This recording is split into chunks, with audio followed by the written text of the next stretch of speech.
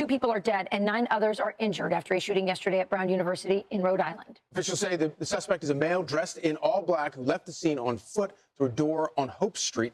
A shelter in place has been just lifted for the entire Brown campus, and the AP is reporting that a person of interest is in custody now. Former ATF Special Agent Bernard Zapor joins us now. Bernard, thank you for getting up. What do you make of this situation? We're just getting this news that the shelter in place has been lifted. AP reporting someone's in custody, but clearly the police investigation is very active.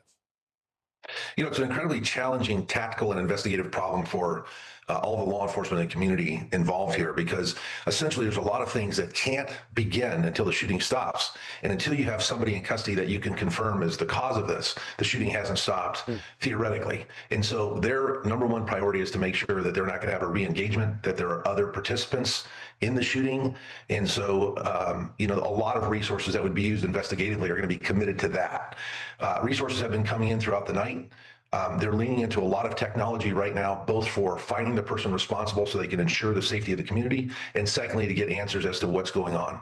And of course, all at the same time, the management of, 10 plus people, critically injured, people fighting for their lives, the parents and friends and family that are coming into the area to be managed is all critically challenging and number one priority. A lot of resources are going for this. They're getting answers. They have more than they can reveal right now, but it's progressing.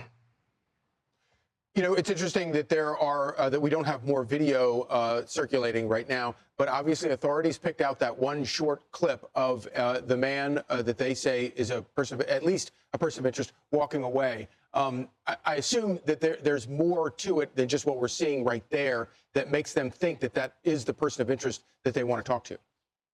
Yeah, I'm confident they have much more video. Additionally, they will lean into things like AI and geo-tracking to get potential pathways, behaviors, and some confirmation as to if they're looking at different video evidence that shows it being the same person in the same locations. And they can tie rather quickly now, contemporarily, they can tie together events tied to victims and where shootings were, where other evidence was left, say like shell casings, to positions of video. And so it gives them a lot of information. Of course, it takes people and officers to respond to the things that are developing here, but they're working on it.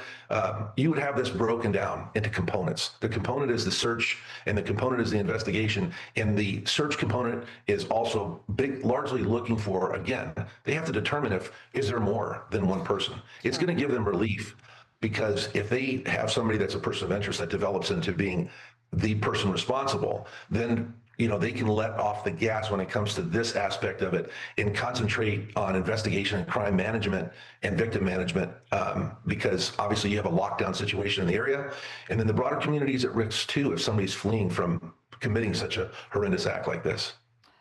Bernard, we love having a special agent ATF person here because you see things that we don't see. I see that footage and I see this young man walking rather calmly. It's kind of shocking to me. When you see that video, what do you see? You want to be reluctant on deriving, for example, motive and intent from such small partial pieces of potential evidence. But, a lot of things, if you look at the Charlie Kirk assassination, for example, the video of the suspect that was walking with a limp and the things that were attributed to potentially that. But, make no mistake, somebody that goes in and makes a decision to take human life on a mass scale or any scale is really operating without conscience. And so the normal things that we're expecting from a human being doesn't exist. That's why in contemporary active shooter training, we tell people, do not beg for your life. This person looks like a human being. They're not necessarily scary looking, but they are a robot. They have no conscience. They have no empathy. They don't care what your situation is. They're there to take life. Yeah. And so trying to attribute a human behavior in a video will usually not provide any picture as to what the intent or the person is. Because, when you're encountering somebody that does this, they're soulless essentially at the time and maybe beyond, something that in the human realm, we have a very difficult ability to relate to anybody that would do such a thing, regardless of motive and intent. And, there's the argument too that whether it's ideological or professed psychological, they're really the same person. Right. So I can't let you go without you answering this question. If you don't beg for your life, what do you tell people to do? You run, hide, and fight. You take whatever opportunity you have to escape, fight, kill the person who's there. You have no choice. You have to act. And of course, the difficulty with this is the normal human reaction to hostile gunfire is the free solid. We have that in us because it's physiologically overwhelming. And contemporary teaching is just to give ourselves a pathway to act the best we can. And even in those circumstances, we may not have an opportunity. Wind howls softly across the English coastline, as if the sky itself is whispering a warning.